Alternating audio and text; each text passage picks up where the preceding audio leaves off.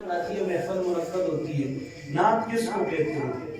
حمد وہ کلام ہے جس میں وہ منظوم کلام ہے جس میں اللہ تعالیٰ کی تعریف ہے، اور نعت وہ منظوم کلام ہے جس میں رسول اللہ کی تعریف ہو.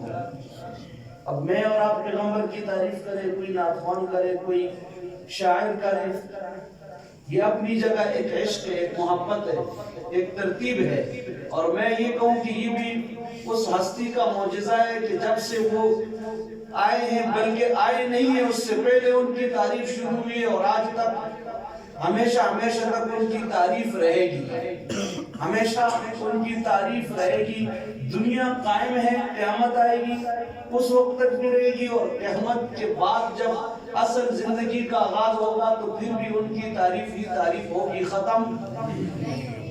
ان تمام تعریف کے جو سلسلے ہیں اس میں اللہ تبارک و تعالیٰ خود پیغمبر کی تعریف کرتے ہیں اور کراتے ہیں، تعریف بھی اور تعارف بھی. جیسے نا حضور نے آ کر اللہ کا تعارف کرایا. ابو جہل نے پوچھا کہ کون ہے، ان کا کیا نسب ہے، کیا اس کی پہچان ہے، تو حضور نے تعارف کی اور تعارف کیا. اللہ نے کروایا کہ ان کو یہ بتا دے کہ میں کون ہوں. تو پیغمبر اللہ کا تعارف کراتا ہے، اور اللہ اپنے محبوب کا تعارف بھی اور ساتھ تعریف بھی. پیغمبر نے تعریف کی، اللہ نے تعریف اور تعارف کروایا. یہ میرے بارے میں پوچھتے ہیں تو آپ ان کو یہ بتا دیں قل هو اللہ احد. اب اللہ تعریف جگہ جگہ. اللہ تبارک و تعالیٰ کیسے تعریف کرتے ہیں؟ فرمایا لقد جاءکم رسول من انفسکم. اجنبیت ہوتی ہے نا، اجنبیت. اللہ تعالیٰ کا سمجھانے کا یہ انداز ایسا ہے، جب آدمی کسی سے بات کرتا ہے اور وہ اجنبی ہوتے ہیں تو وہ بات کوئی سمجھ میں نہیں آتی ہے، اس کی بات سنتے نہیں ہیں. مہمان آتا ہے نا تو مہمان کو ہم ایک جملہ کہتے ہیں اہلاً سہلاً مرحبا، ایک مشہور جملہ ہے. اس اہلاً کا مطلب یہ کہ اس وحشت کا احساس ہم ختم کرتے ہیں، کہتے ہیں کہ اتیت اہلاً، آپ اپنوں میں آ گئے، یہ مطلب ہوتا ہے. اپنائیت کی باتیں شروع ہوتی ہے. دو مسافر آپس میں بیٹھے ہیں گاڑی میں، ایک دوسرے سے پوچھتے ہیں آپ کہاں کے، وہ بتاتا ہے میں فلانے گاؤں کو. اگر وہ ان کا تعلق ایک ہوتا ہے تو ایک اپنائیت کا احساس ہوتا ہے، وحشت اور اجنبیت کا احساس ختم ہوتا ہے. اللہ تعالیٰ اسی طریقے سے اللہ نے جب پیغمبر کو بھیجنے کا ارادہ کیا اور انسانیت کی ترقی اور انسانیت کی سربلندی چاہی، تو اللہ نے فرمایا کہ ان انسانوں کو سربلند کرنے کے لیے جو میں سربلندی کا جس کو ذریعہ بناؤں گا تو وہ انہی میں سے ہوگا. آئی سمجھ؟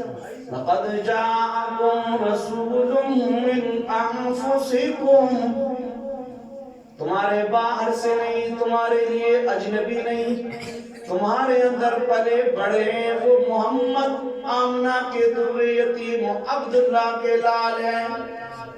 آسمانوں سے نہیں اترے. آسمانوں سے اتر کے کوئی آ جائے تو مان یا نہ مان، میں تیرا مہمان. جان پہچان نہیں ہے، کوئی ایسا نہیں ہے.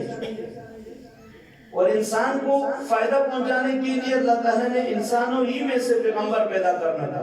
وگرنہ وہ کہتے تھے کہ اس فرشتہ کیوں نہیں آتا ہے، مکہ کے مشرک یہی کہتے تھے. تو اللہ تبارک و تعالیٰ نے فرمایا کہ اگر فرشتہ آتا تو پھر بھی معاملات حل، وَلَوْ أَنزَلْنَا مَلَكًا لَقُضِيَ الْأَمْرُ، پھر بھی کام بات پوری نہیں ہوتی. لَقَدْ جَاءَكُمْ رَسُولٌ مِّنْ أَنفُسِكُمْ، وہ تمہارے اندر ہے، تم میں سے. حضور علیہ السلام اللہ کے بتانے کا مطلب یہ کہ کیا ہے، انسان ہے، انسانوں میں آئے، انسانوں کی ہدایت کے لیے آئے، لیکن ہے کیا، انسان. پیغمبر کیا ہے، انسان. فرشتہ نہیں ہے، پیغمبر کیا ہے، انسان. دوسرے لفظوں میں کہوں پیغمبر کیا ہے، بشر. بشر ہے. اچھا، لیکن بشر میری طرح اور آپ کی طرح نہیں. ہم کیا ہیں، عام بشر. یہ بشر ہیں، وہ افضل البشر ہیں. یہ انسان ہیں، وہ انسانوں کے سردار ہیں. میرے آقا نے فرمایا انا سید ولد آدم ولا فخر، میں بنی آدم نسل انسانی کی سرداری کا شرف اور اعزاز اللہ نے مجھ محمد کے سر پہ تاج کی صورت میں سجا رکھا ہے. انا سید ولد آدم. اللہ کے محبوب کے ایک عاشق گزرے حضرت امام بوصیری رحمت اللہ علیہ. صرف یہ فرق سمجھانے کے لیے بتاتا ہوں کہ یہ انسان ہے, ہم بھی سارے دنیا کے انسان ہیں اور وہ بھی انسان ہے, لیکن فرق کیا ہے؟ کانفرنس کا عنوان دے دیا سیرت سید البشر. یہ سید البشر کیوں کہہ دیا اور کوئی عنوان کیوں نہیں کہا؟ خاتم المعصومین کانفرنس کا نام رکھ دیا. کیوں؟ اس لفظ میں اور اس انتخاب میں بھی ایک مطلب ہوتا ہے. دنیا والوں کو جن کے دل و دماغ میں کوئی بیماری ہوتی ہے, کوئی اندھیرا ہوتا ہے, تو اس کو دور کرنے کے لیے, بتانے کے لیے وہ کانفرنس کا جو عنوان ہے وہ خود ایک عقیدہ اور نظریہ آپ کو سمجھاتا ہے. سیرت خاتم المعصومین رکھتے ہیں نا. کیوں, کیا مطلب ہے؟ کہ کچھ ایسے بھی بیمار ہیں کہ جو پیغمبر کے بعد بھی کسی اور کو بھی کیا مانتے ہیں؟ معصوم. اور سیرت سید البشر نام رکھ دیا. مطلب یہ کہ کچھ ایسے بھی بیچارے ہیں کہ جو بشر کے لفظ کو ماننا ان کی سمجھ سے کیا ہے, باہر. اب ہے بشر, ہے انسان, اللہ تعارف کراتا ہے, تعریف بھی کرتے ہیں, حقائق بتاتے ہیں. امام بوصیری رحمت اللہ علیہ نے اس تناظر میں فرق بیان کیا ہے. ٹھیک ہے انسان ہے, لیکن انسانیت کی عظمت کا جو معیار ہے اللہ تعالیٰ نے ان کو کیسے سربلند کیا. فرمایا فاق النبیین فی خلق و فی خلق. اللہ نے اپنے محبوب کو تمام لوگوں سے افضل بنایا. اللہ تعالیٰ کے ہاں افضلیت کے رتبے ایک ترتیب ہے. روئے ارض پر سب سے مقدس اور افضل ترین جو جماعت ہے وہ انبیاء کی ہے. اس کے بعد حضرات صحابہ کرام ہیں. تو یہ ایک ترتیب ہے, عام انسان نہیں. پیغمبر کا موازنہ دنیا کے کسی بادشاہ سے نہیں, کسی اور سے نہیں. فاق النبیین فی خلق و فی خلق. اللہ نے اپنے محبوب کو برتری عطا کر دی. فی خلق و فی خلق. دو جملے استعمال کیے بڑے کمال کے. فاق النبیین فی خلق. اللہ نے اپنے محبوب کو برتری عطا کر دی. صورت کی برتری اس طرح کہ اللہ نے اس محبوب کو جتنا خوبصورت بنایا. اب میں نہیں تعریف کرتا ہوں اور کر بھی نہیں سکتا ہوں. آپ کو نا ایک ایسے خطیب کے دروازے پہ اور دہلیز پہ لے چلتا ہوں کہ میں ان کا نام لوں گا تو آپ کہیں گے یار یہ اس خطیب کا نام لینے سے ہی تقریر کا حق ادا ہوا. امیر شریعت حضرت سید عطا اللہ شاہ بخاری رحمت اللہ تعالی علیہ خطابت کی دنیا کے ایسے بیتاج بادشاہ, لاکھوں کا مجمع ہے اور رات کو بیان شروع ہوا ہے. کیا اپنے, کیا بیگانے, کیا مسلم, کیا کافر. آواز کا جادو ایسا ہے کہ مسلک اور مذہب کی تمیز کے بغیر انسانوں کا سمندر ایسے ہمتن گوش متوجہ ہے کہ شاہ جی کی آواز میں کیا تاثیر اور کیا جادو ہے. اور وہ اپنے نانا کی تعریف بیان کرتے ہیں. اب ایک جھلک دکھاتا ہوں, صرف بات میں اور سمجھانا چاہتا ہوں کیونکہ یہ بہت ایک وسیع مفہوم ہے, تو یہ میں اس سے قاصر ہوں. صرف ایک جھلک دکھا کے چلے آپ میں تھوڑی سی نا بیداری آ جائے. ہم تو فقیر لوگ ہیں, ہمارے دسترخوان پہ کسی کی مہمانی کے لیے اور کچھ نہیں ہے. ان کے کاسلیس اور ان اپنے بزرگوں اور اکابر کے در کے مانگتے ہیں.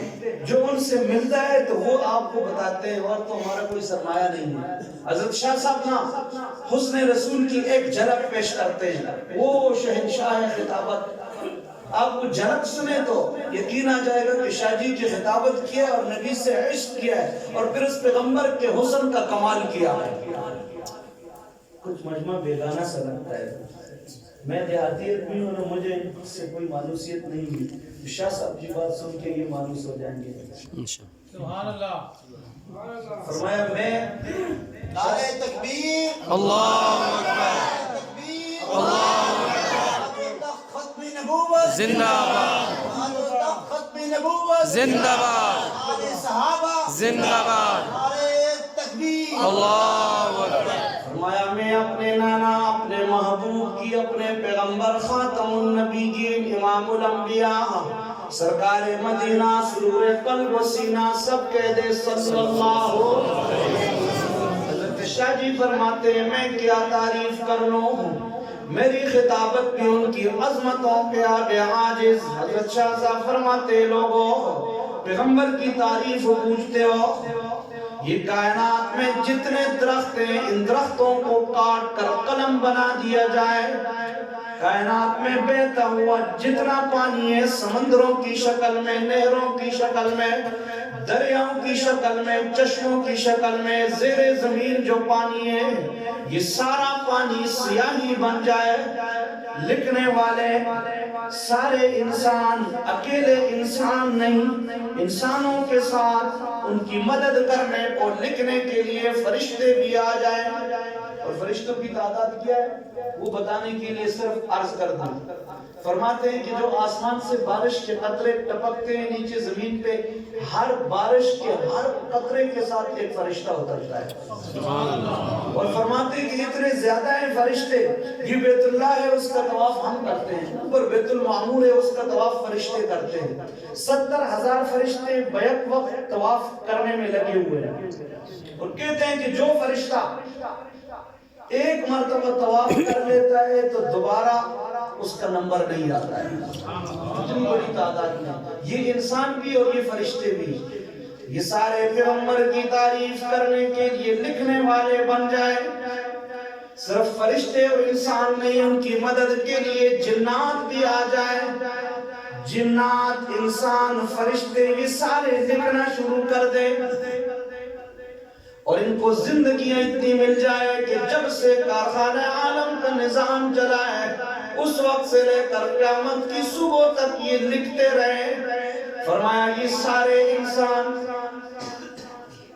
سارے جنات، سارے فرشتے نبی کی تعریف میں لگ گئے، پیغمبر کے کل جسم کی مبارک جسم اطہر کی نہیں، اکیلے پیغمبر کی ایک زلف کی تعریف شروع کرے، صرف ایک زلف کی، فرمایا یہ لکھنا شروع کر دیں، یہ سارے درختوں سے بنے ہوئے قلم کسک کسک کے ختم ہو جائیں گے، سارے سمندروں کی سیاہی ختم ہو جائے گی، یہ سارے انسان جنات فرشتے تھک جائیں گے، ان کی زندگیاں ختم ہو جائیں گی، پر محبوب کی ایک زلف کی تعریف کا حق ادا نہیں ہوگا۔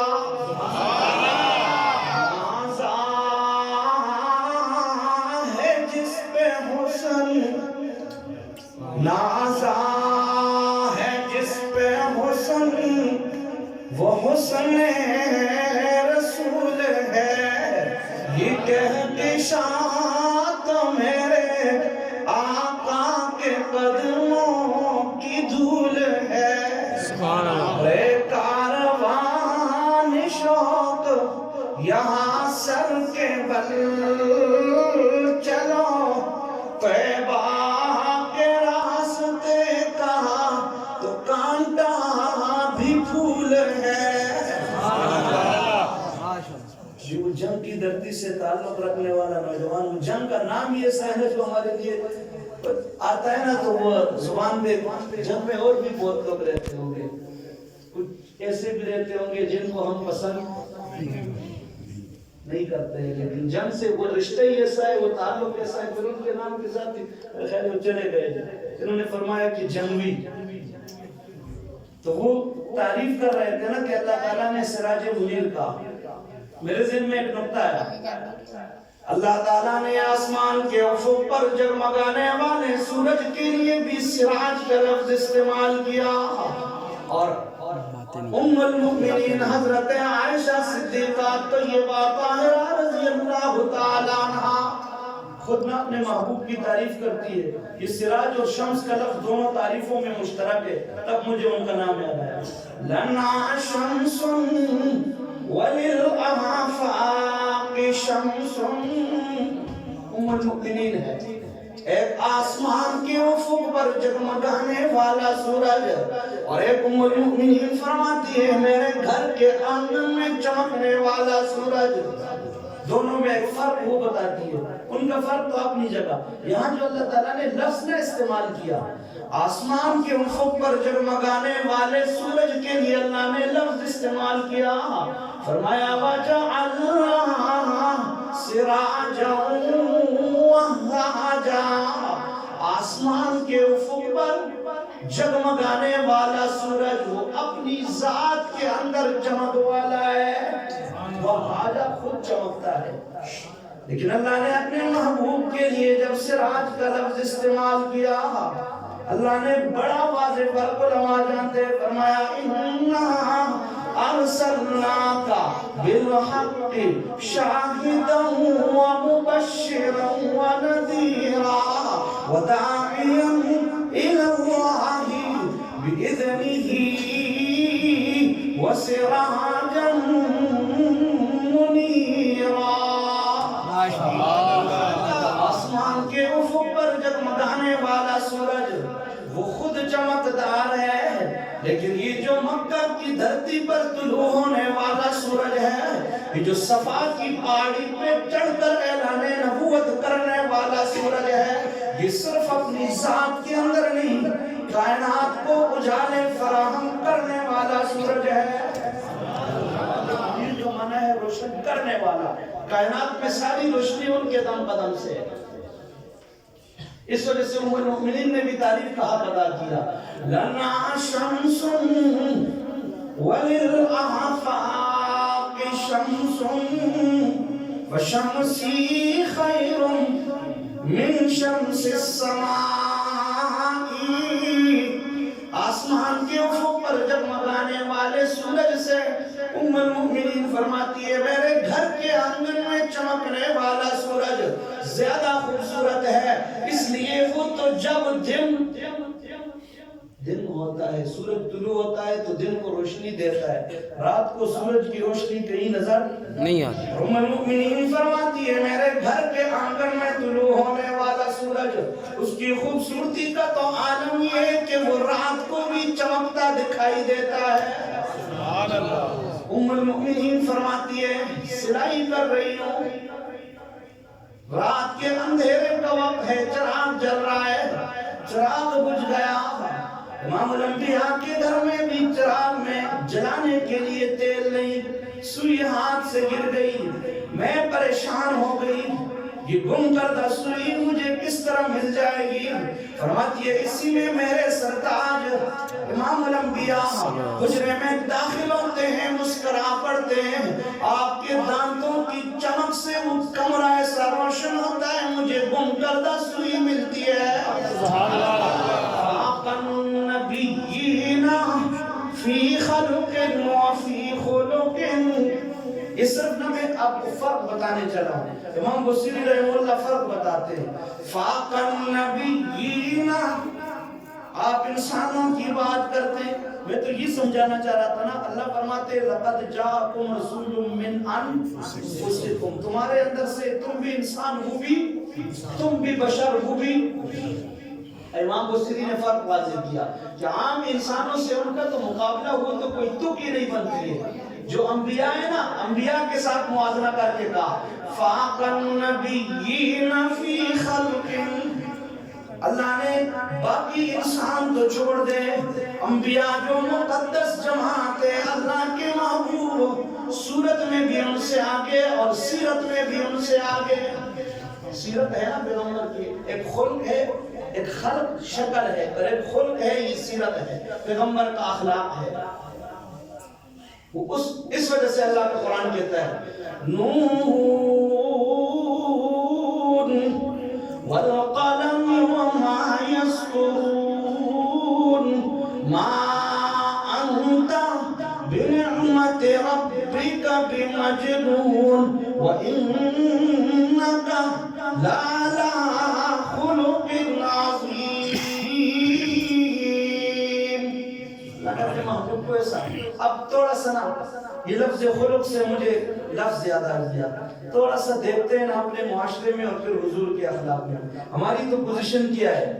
تیرے حسن خلق کی ایک رمق میری زندگی میں مل نہ سکی، میں اسی میں خوش ہوں کہ شہر کے دروبان کو سجا دیا. اوپر سے نہ چراغا کر دیا, پارلیمنٹ ہاؤس پر بھی چراغا کر دیا. دل کے اندر, دل کے ناخانوں میں ایمان کے چراغ روشن نہیں کر سکے. تیرے حسن خلق کی ایک رمقہ. ایک روایت حضرت یاد آ گئی, یہ بیعت بھی معاف. حضور علیہ السلام, ترمذی شریف میں روایت ہے, حضور علیہ السلام مسجد نبوی میں تشریف فرما ہے اور ایک دیہاتی آتا ہے. دیہاتی کو نا آداب کا پتہ نہیں ہوتا ہے. ہر جگہ کے, ہر علاقے کے اپنے آداب ہوتے ہیں, تقاضے ہوتے ہیں, اپنی روایات ہوتی ہیں. اس دیہاتی کو شہر کا, پھر مسجد کے ماحول کا اور آداب کا پتہ نہیں ہے. دیہاتی آتا ہے اور مسجد نبوی کے سین میں بیٹھ کر پیشاب کرنے لگتا ہے. اب صحابہ نے اسے اٹھے. ایمان کی ایک اپنی حرارت ہوتی ہے, آدمی دیکھتا ہے تو پریشان ہوتا ہے. اٹھ کے نہ پریشان ہو گئے, جا کے اس کو روکنے لگے تو حضور علیہ السلام نے منع فرمایا کہ روکنا نہیں, اس کو ابھی اپنا کام کرنے ہوتا ہے. کیونکہ جہاں جہاں انسان سی نزوری کر لیتا ہے نا, اس کا الٹا نقصان ہوتا ہے. ایک آدمی پیشاب کرنے بیٹھ گیا اور کوئی اس کو کھینچنے لگے تو اور زیادہ خرابی ہوگی. یہ پیغمبری تربیت ہے. کہا کہ چھوڑ دو اس کو. اب ظاہر ہے اس کو احساس تو ہو گیا ہوگا کہ جب صحابہ دوڑے ہیں, اٹھے ہیں, محسوس تو ہو جاتا ہے. یہ روایت ذکر کرنے سے نا میں آپ کو ایک بات سمجھانا چاہتا ہوں. حضور علیہ السلام نے اس صحابی کو, اس دیہاتی کو جو آیا تھا دور سے, جو آداب سے بے خبر تھا, کوئی ڈانٹ ٹپٹ نہیں کی. حالانکہ مسجد کے سین میں پیشاب کرنا یہ کتنا بڑا جرم ہے. تھوڑا سا اس طرف میں آپ کو لے جاتا ہوں. ہماری مسجد ہے, نماز میں ہم آتے ہیں مسجد میں, امام صاحب بھی, حاجی صاحبان بھی, نمازی صاحبان بھی. اللہ نہ کرے, اللہ آداب تو یہ کہ کوئی شخص مسجد میں اندر آئے تو اپنا موبائل فون پہلے بند کر کے آ جائے. لیکن اگر وہ بھول گیا اور موبائل فون بند, وہ نمازی مسلمان مسجد میں آنے والا اللہ کی یاد میں کوئی جان بوجھ کر ایسے نہیں کرتا ہے. لیکن چلو موبائل فون کھولا رہ گیا اور نماز پڑھتے پڑھتے اس کے فون پر کوئی گھنٹی کی آواز آئی اور گھنٹی بجنا شروع ہو گئی, تو جو ہمارے نمازی اس کا حشر کریں گے نا, آگئی بات سمجھ میں, ایسا اس کا حشر کر دیں گے اور ایسے اس کو دیکھیں گے کہ دوبارہ وہ مسجد میں نہیں آئے گا. اس کے مقابلے میں نا یہ تو وہ موبائل فون پر گھنٹی بجنے والے نمازی کا ہم نے حشر کر دیا. اس کے مقابلے میں ادھر کیا ہوتا ہے, ایک شخص کلب میں جاتا ہے. یہ تقابل پیش کرنے سے ایک مقصد ہے. وہ کلب میں جاتا ہے, ادھر بیٹھتا ہے, اس کے ہاتھ سے کوئی کانچ کا گلاس گرتا ہے, ٹوٹتا ہے, تو کلب کا ملازم سیدھا دوڑ کے گلاس کا نہیں پوچھتا ہے, اس سے پوچھتا ہے سر آپ کے ہاتھ کو تو نہیں لگی. اب موازنہ کر دیں. جہاں کلب میں یہ اخلاق ہو اور مسجد میں یہ اخلاق ہو کہ اپنے نمازی کو ایسے آستین چڑھا کے گور گور کے دیکھنے والے جیسے کہ ابھی یہ ہم اس کو مار کر مجاہد اور غازی بنیں گے, پھر مسجدیں کیا ہوں گی اور کلب کیا ہوں گے, یہ ویران ہوں گی اور وہ آباد ہوں گے. تیرے حسن خلق کی وہ دیہاتی جو آیا تھا اپنے علاقے میں جاتا ہے. مجھے میرے اور آپ کے رویے کو دیکھ کر نا ہمارا نمازی دوبارہ مسجد میں نہیں آئے گا. ادھر کیا ہے, دیہاتی اپنے علاقے میں جاتا ہے, دور سے چیختا ہے, چلاتا ہے, لوگوں میں ایسی ہستی کو دیکھ آیا ہوں جو رحمتوں کے پیکر ہیں, جن کی شفقتوں کی کوئی انتہا نہیں. ما ضربنی وما شتمنی وما خذلنی, نہ تو مجھے مارا, نہ کوئی گالی دی, نہ مجھے کوئی رسوا کر دیا. میری بڑی سی بڑی غلطی کو دیکھ کر وہ سے گیا, خندہ پیشانی سے برداشت کر لیا. کہتے ہیں کہ 300 بندے لے کر آیا, سب مشرف و اصلاح ہوئے. سبحان اللہ. تیرے حسن خلق کی ایک رمق میری زندگی میں مل نہ سکی, میں اسی میں خوش ہوں کہ شہر کے دروبان کو سجا تیرے احد و بدر کے باب کے میں فرق الٹ کے گزر گیا، مجھے صرف تیری حکایتوں کی روایتوں نے مزہ دیا۔ حکایت بیان ہوئی نا، حکایت ایک بدر اور احد کی بھی کوئی کہانی ہے، اس پہ سر جھکا دیا۔ تو جو حکایت دوسری بیان ہوئی جس میں کوئی تقاضا نہیں ہے، کوئی تقاضا ڈیمانڈ نہیں ہے کوئی، ایک روایت ایسی بیان ہوئی کہ اللہ نے حضور کو آسمانوں پر بلایا، میں اور آپ جا سکتے ہیں؟ نہیں جا۔ تو بہت محبت سے کہا کہ سبحان اللہ، اور کہنا چاہیے، خوش ہونا چاہیے کہ اللہ نے ہمیں سے عظیم پیغمبر دیے، سبحان اللہ سبحان اللہ۔ لیکن جہاں پیغمبر کی کوئی مشقت کا تذکرہ آ گیا، میدان جہاد ہے، جہاد کے میدان میں میرے آقا دیکھتے ہیں کہ ایک صحابی، استاد اور شاگرد کا کیا عجیب رشتہ ہوتا ہے، صحابی نا ایسے کھجانے کے بہانے سے حضور کو کچھ دکھانا چاہتا ہے، ایسے کہ کوئی کپڑا ہٹ جائے اور حضور کچھ دیکھ لے۔ آ رہی ہے سمجھ؟ میرے کوئی لب و لہجہ، کوئی دیہاتی بنا، آپ کو اجنبی تو نہیں بنا رہا ہے مجھ سے۔ صحابی شاگرد ہے نا، استاد شاگرد کا عجیب تعلق ہوتا ہے۔ اب وہ بتانا چاہتا ہے صحابی شاگرد کے کچھ مسئلہ ہے، بھوک کی وجہ سے صحابی نے پیٹ پہ پتھر باندھے ہیں اور کھجانے کے بہانے سے ایسے قمیص اٹھا کے نا کہ حضور دیکھ لے کہ صحابی نے بھوک کی وجہ سے پیٹ پہ پتھر باندھا ہے۔ سبحان اللہ۔ ایک بات کہہ دوں، یعنی صحابی حضور کے سامنے، صحابہ کبھی احتجاج نہیں کرتے تھے، صرف ایک یہ کہاں اور وہ کہاں، گویا کہ یہ بھی احتجاج آپ سمجھے کہ ایک معذب طریقہ ہے بتانے کا کہ دیکھیں اللہ کے نبی آپ کے ساتھ ہم جا رہے ہیں اور پیٹ پہ پتھر باندھے ہوئے۔ عبد المجید ندیم شاہ صاحب رحمۃ اللہ علیہ نے نا ایک موقع پہ ایک جملہ ارشاد فرمایا ہے، حضرت سیدنا فاروق اعظم رضی اللہ تعالیٰ عنہ کہتے ہیں نا کہ وہ ادھر طواف کر کے جب واپس جانے لگے تو پیچھے مڑ مڑ کے دیکھ رہے ہیں، تو یہاں انہوں نے جملہ استعمال کیا، نبض شناس قائد، فطرت شناس استاد۔ پیغمبر کے لیے کیا جملہ استعمال کیا؟ نبض شناس قائد اور فطرت شناس شاگرد۔ استاد کو تو پتہ ہے کہ صحابی نے یار یہ جو مجھے پتھر پیٹ پہ باندھا ہوا دکھایا ہے، یہ کوئی مقصد ہے کہ صحابی کو کچھ چاہیے کھانے کے لیے۔ اب حضور علیہ السلام نے اس کا کیا خوبصورت جواب دیا۔